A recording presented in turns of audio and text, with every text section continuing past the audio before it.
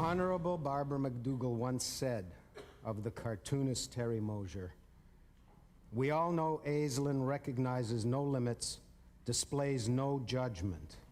I find it not only personally offensive, but frightening on behalf of all Canadians." Exactly. Terry.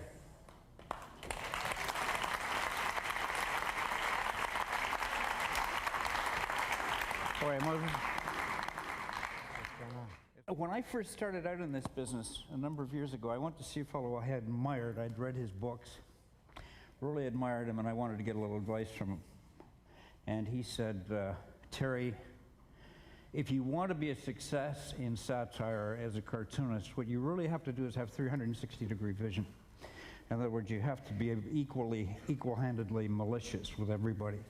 Like our string theory lady yesterday, sort of poke people, you know, in every direction, and that's sort of what I've done.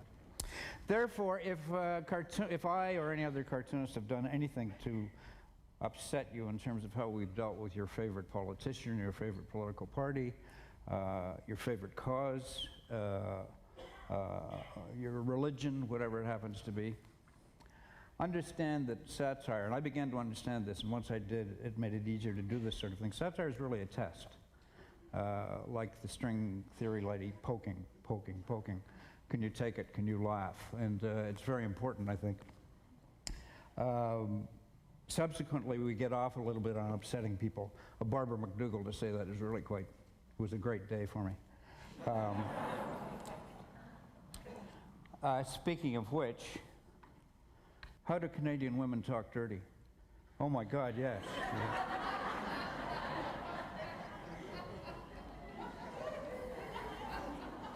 That, of course, would be on a particular day in January. Here, on another hand, we have a typical Canadian on certain days in July. So we deal with many contrasts as Canadians. It makes us a stranger people than some people might think. The British are genuinely puzzled by us. And our contrary ways these days clearly upset the Americans. We, however, are generally very satisfied with ourselves, with our more caring society and our liberal attitudes. Now, a French historian once said that the quickest way to comprehend any given period of time would be to check out the cartoons of the era. Therefore, I thought it might be interesting to take a look at the highlights of a year's worth of cartoons that I've drawn over the last year for Maclean's and the Gazette since I last appeared here. You will remember that this time last June, we were all about to vote in a federal election, which we did.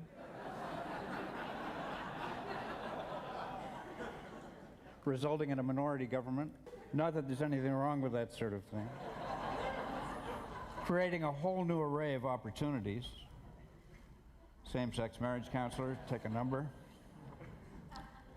But not all Canadians are happy about this same-sex arrangement. Clearly, the conservative press here is not too fussy about it. Gay marriage will lead to polygamy.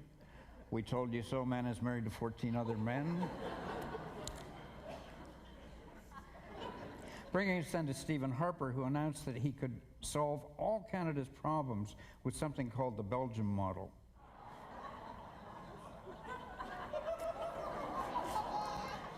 Gazette, by the way, chose not to publish this cartoon.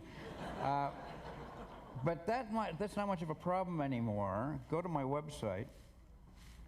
Look under one pull-down menu, you'll find recently killed cartoons.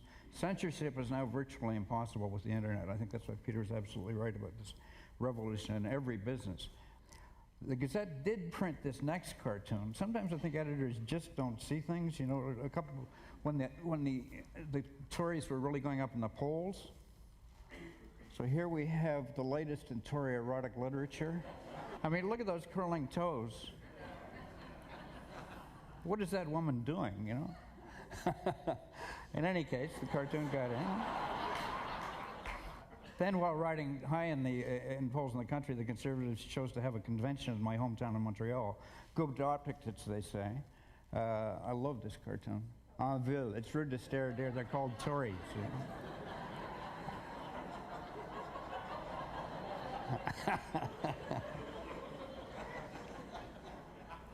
Let me show you the evolution of one cartoon during their visit. There was this front page item on the Gazette. Harper papers over riffs. They came to the convention, appeared to be somewhat unified. Remember, too, that there had been all the paranoia about same-sex marriage and, of course, the ongoing Belinda Stronach-Peter MacKay romance. Now, that day's secondary story on page 3 of the Gazette featured potholes. Here we go. Keeping all this in mind, I drew this cartoon for the day's editorial page. Abertory heterosexualist enjoying Montreal's infamous street life. But there's often more going on in a cartoon than we sort of like to have fun and sneak things in. There's a little bottom that says, with about a Gilray. James Gilray was a great cartoonist in London in the late 1700s.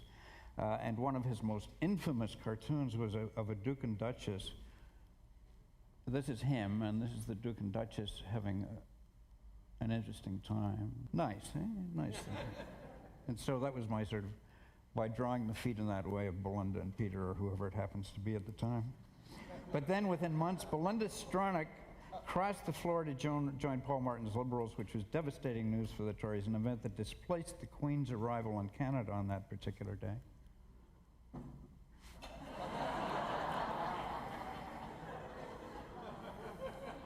Peter MacKay went off to heel on the front page of the Globe and Mail.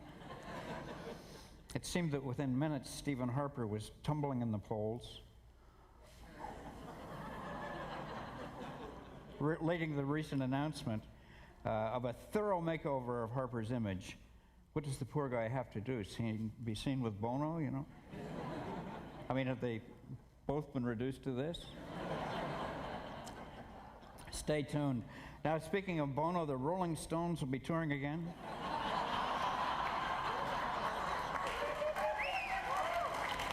Another favorite story, and only Canadians are going to get this joke, the merger of Molson Breweries with the American brewer Coors.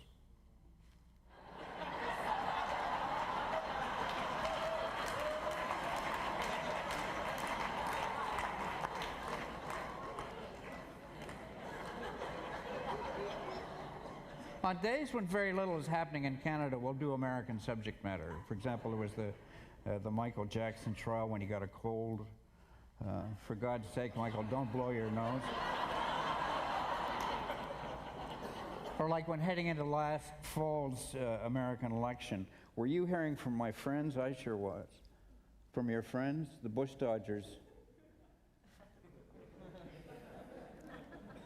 George Bush won the election handily by, I think, unlike John Kerry, refusing to speak down to the American people.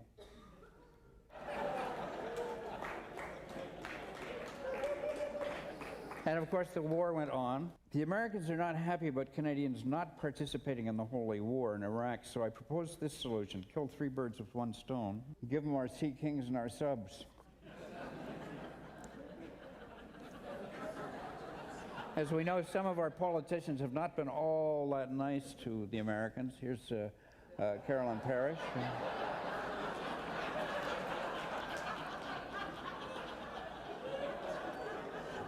So Paul Martin had to go off to Crawford, Texas, and visit the ranch. There he is. To do whatever it is he had to do to, you know, patch things up. Voulez-vous coucher avec moi?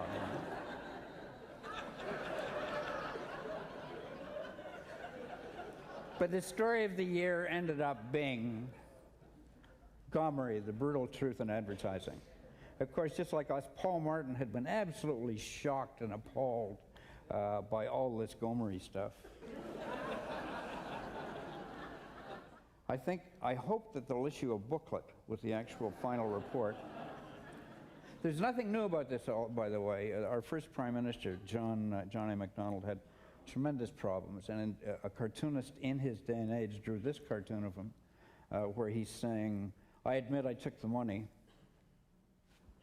and bribed the electors with it. Is there anything wrong about that? To make this point, I took a Canadian $10 bill, which features Sir John A., and put it on an envelope, scanned this into my computer, and added the line, 'It's nice to see that some things haven't changed at all.'"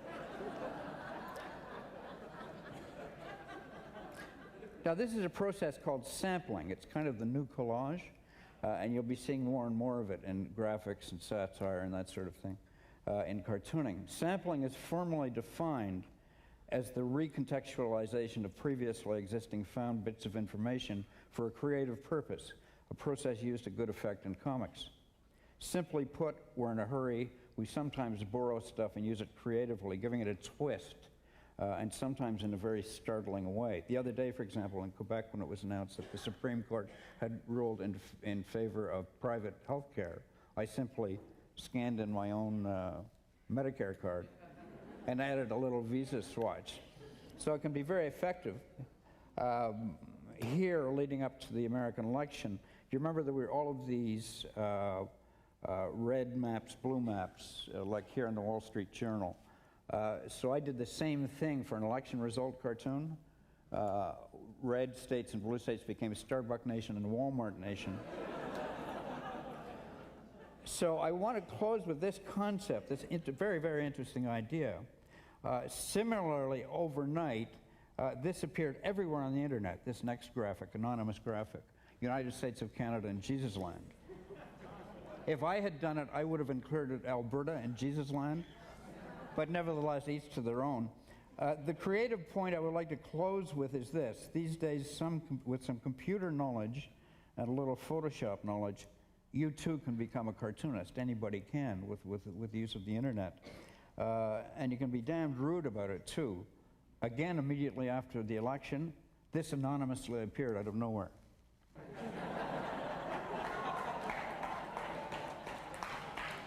I mean, how am I going to beat that on the editorial page?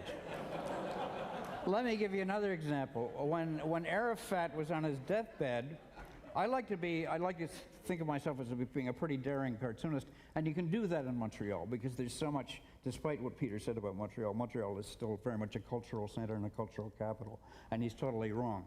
And there's a lot more activity in Montreal than you'll find, well, anyway, we won't get into that.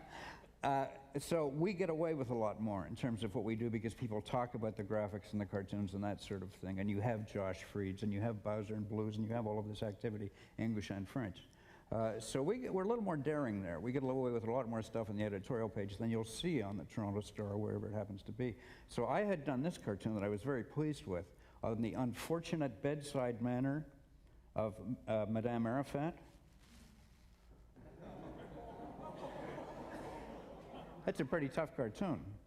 But then, within minutes of Arafat dying, and this was done very quickly, I received this email from a friend of mine in Mexico who was passing it on from a friend of hers in Australia. Within hours of Yasser Arafat dying, no virgins.